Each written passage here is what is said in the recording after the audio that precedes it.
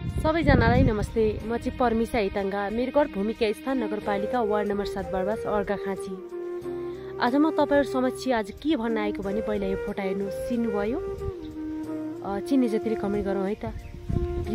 प्रेम दाजुज्यू, उहाँलाई म सम्मान पनि गर्न चाहेँ र उहाँको कामलाई पनि।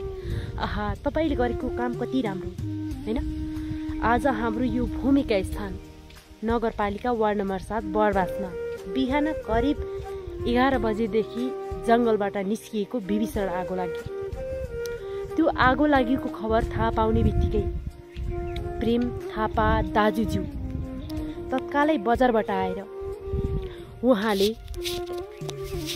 यो आगो गाउँ बस्तीसम्म आउन नदिनका लागि माथिबाट आगो लगाएर तल झार्ने क्रमलाई चाहिँ जारी राख्नुभयो र आगो बस्तीमा निस्किनु भन्दा 1 घण्टा अगाडि नै 40-45 जना प्रहरीहरूलाई खबर गर्नुभयो तत्कालै र एउटा दमकल पनि।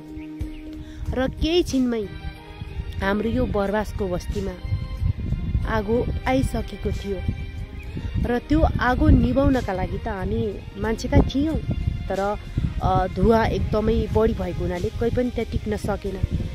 सायद आज उहाँ दाजुले चाहिँ त्यो दमकल प्रहरी सेनाहरूलाई नबोलाएको भए आज हाम्रो यो सिङ्गो बर्बास नै ध्वस्त हुने थियो आगो लागेको।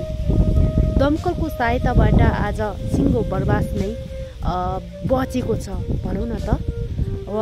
त्यो दमकल नभएको भए आज होइन यो हाम्रो बस्तीहरू चाहिँ आगो लाग्थ्यो। मान्छेहरू चाहिँ रोइरहेका थिए, कराइरहेका थिए होइन।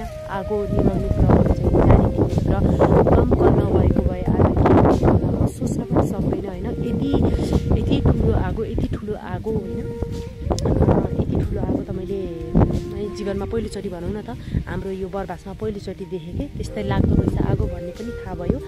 तर आज त्यहाँ हाम्रो दाजुले चाहिँ प्रहरी सेनाहरूलाई नखटाउनु भएको भए होइन, दमकलहरू नबोलाउनु भएको भए आज हाम्रो यो सिङ्गो बर्बास ध्वस्त हुने थियो।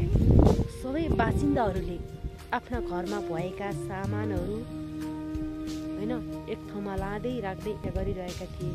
उहाँको पनि त घर थियो, उहाँले पनि त सक्नुहुन्थ्यो नि त आफ्ना सामानहरूलाई पनि त लैराख्न।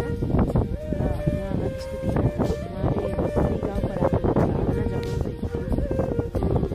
कसरी आगोलाई नियन्त्रण गर्न सकिन्छ, कसरी निभाउने होइन, कसरी यो एउटा स्थानीय बासिन्दाहरूको मुहारमा कसरी खुसी ल्याउने त भन्ने चाहना उहाँको रहेछ। के उहाँलाई डर थिएन र? के उहाँलाई ज्यानको माया पनि थिएन र? आगो यति ठुलो लागेको थियो, धुवा पनि यति साह्रै आएको थियो होइन।